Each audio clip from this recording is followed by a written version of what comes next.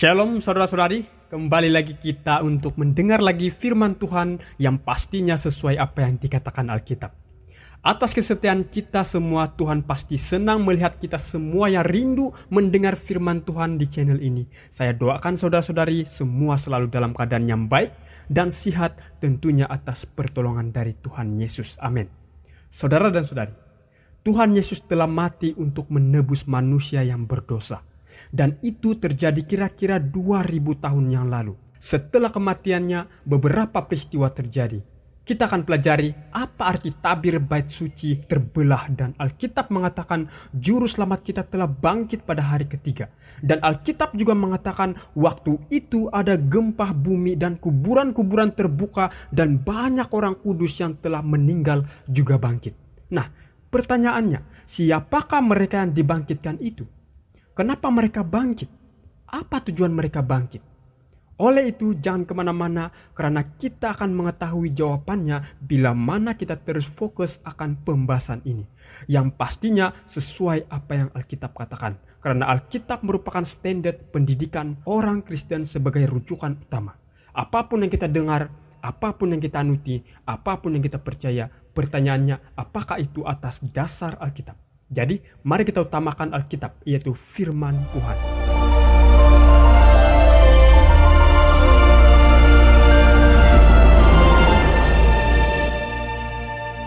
Mari kita lihat dan renungkan ayat ini. Dan lihatlah, tabir bait suci terbelah dua dari atas sampai ke bawah. Dan terjadilah gempa bumi, dan bukit-bukit batu terbelah, dan kuburan-kuburan terbuka, dan banyak orang kudus yang telah meninggal bangkit.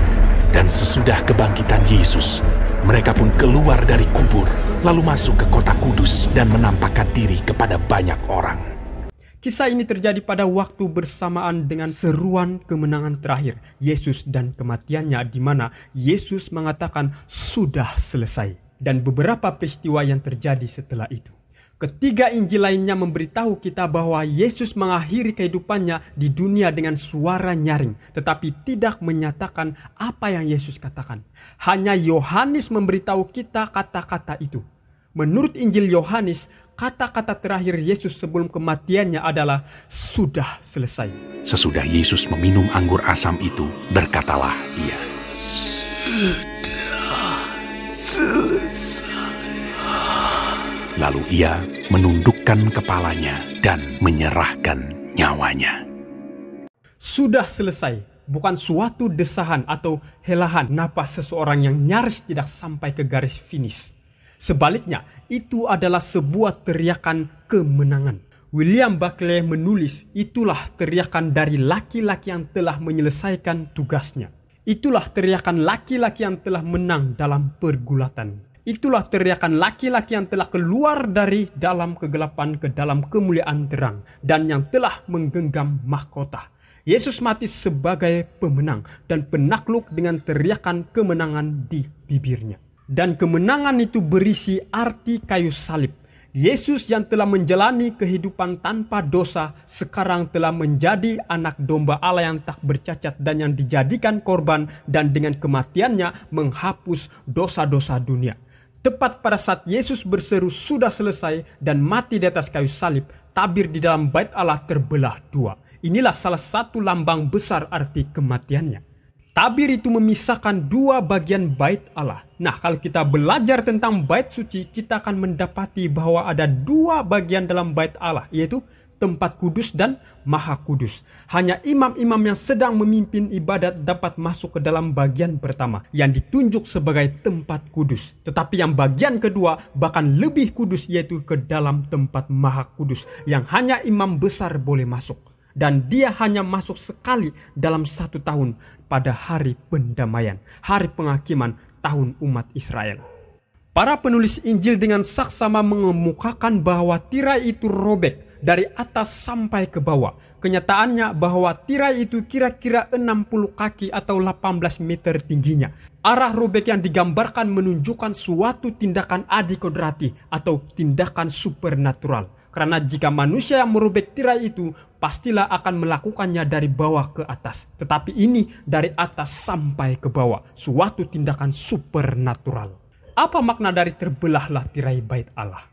Robeknya tirai itu menunjukkan beberapa hal. Bahwa upacara-upacara sistem lama dan korban-korban menunjukkan ke depan kepada pengorbanan Yesus di atas kayu salib. Boleh lihat Kolose 2 ayat 17. Semuanya ini hanyalah bayangan dari apa yang harus datang. Sedang wujudnya ialah Kristus. Jadi upacara-upacara korban yang dilakukan dari perjanjian lama dalam bait suci adalah merupakan lambang atau bayangan. Dan disinilah terlihatlah rahasia penebusan melalui lambang tersebut. Dan itu sudah digenapi dalam diri Tuhan Yesus sendiri. Oleh itu pengorbanan yang sesungguhnya sudah terjadi di mana anak domba Allah sudah mati untuk dosa-dosa dunia. Pada keesokan harinya, Yohanes melihat Yesus datang kepadanya, dan ia berkata, "Lihatlah anak domba Allah yang menghapus dosa dunia." Sistem upacara sudah memenuhi tujuannya. Robeknya tirai menunjukkan bahwa tempat Maha Kudus bait Allah di dunia ini tidak kudus lagi. Tempat upacara sekarang sudah berpindah ke syurga, di mana Yesus akan melayani di dalam bait Allah sejati sebagai imam besar bagi mereka yang percaya kepadanya. Inti segala yang kita bicarakan itu ialah kita mempunyai imam besar yang demikian, yang duduk di sebelah kanan tahta yang maha besar di sorga, dan yang melayani ibadah di tempat kudus, yaitu di dalam kemah sejati yang didirikan oleh Tuhan dan bukan oleh manusia.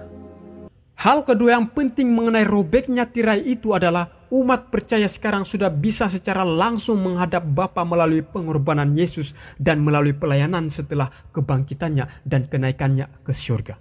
Artinya, kalau dulu hanya imam-imam saja boleh masuk ke dalam tempat kudus ketika mengadakan upacara korban sebagai lambang. Tetapi upacara itu sudah digenapi dalam diri Yesus. Bahwa dialah anak domba sesungguhnya yang menghapus dosa dunia. Dan sekarang kita sudah bisa langsung menghadap Bapa melalui pengorbanan Yesus. Artinya tidak perlu lagi pengantaraan imam-imam. Karena kita hanya mempunyai satu pengantaran kepada Bapa, yaitu Yesus Kristus. Jadi tidak ada lagi yang namanya mengaku dosa di hadapan manusia atau beribadah kepada tokoh-tokoh Alkitab selain Yesus Kristus. Tuhan sangat cemburu dan memandang serius akan hal ini.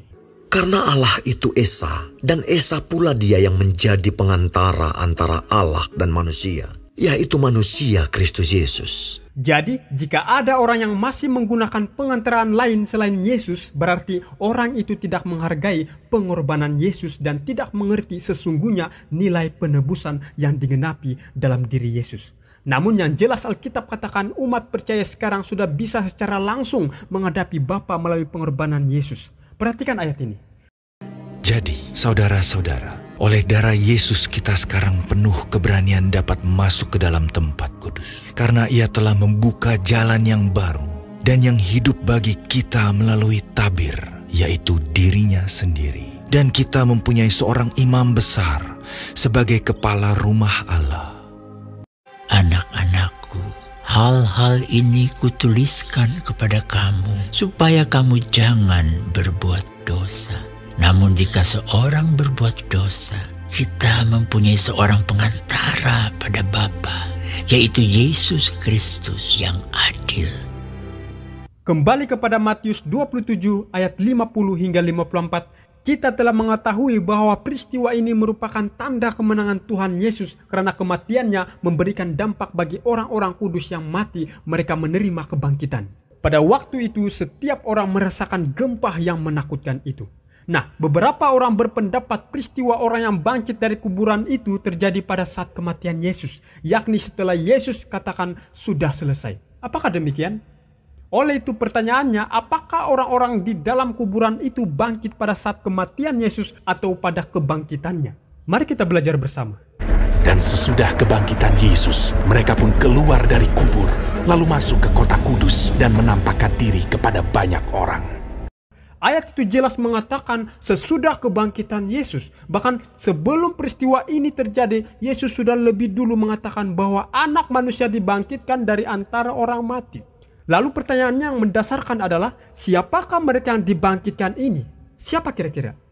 Nah, oleh karena nanti akan jadi panjang pembahasan ini, maka itu dibagi menjadi dua bagian. Jadi untuk mendengar pembahasan tentang siapakah mereka yang dibangkitkan itu, kita akan bertemu di video pembahasan part yang kedua. Tuhan Yesus memberkati kita semua. Amin.